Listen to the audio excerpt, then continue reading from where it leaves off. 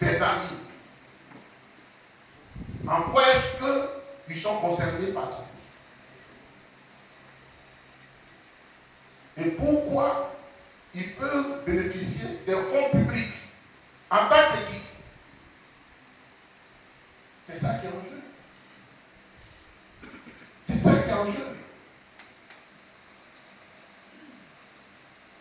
Nous, ce qu'on leur demande, c'est que l'argent de la Côte d'Ivoire,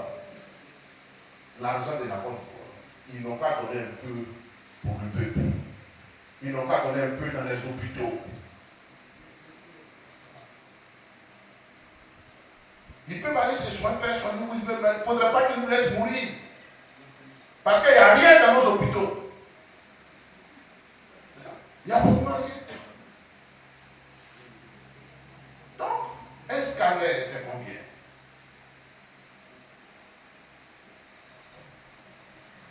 Un appareil pour faire une échographie, ça coûte combien? Même les césariennes. On a proclamé abondamment ici que c'est gratuit, mais ce n'est pas vrai. Ce n'est pas vrai. Et nos hôpitaux sont devenus de véritables mouroirs. De véritables mouroirs.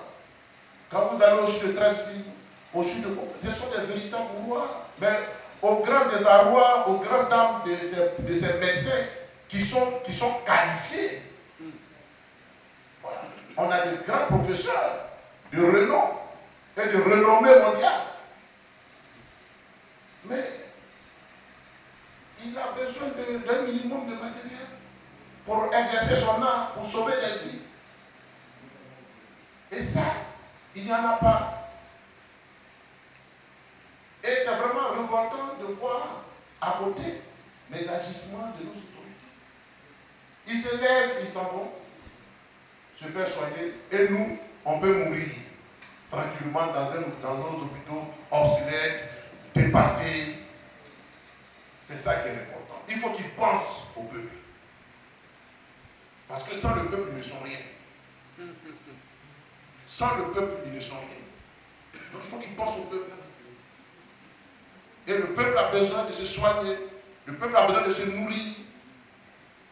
Voilà, hier, avant-hier, il y a eu un incident, un incendie plutôt, au grand marché d'Agamé. Regardez dans quel désarroi ça laisse.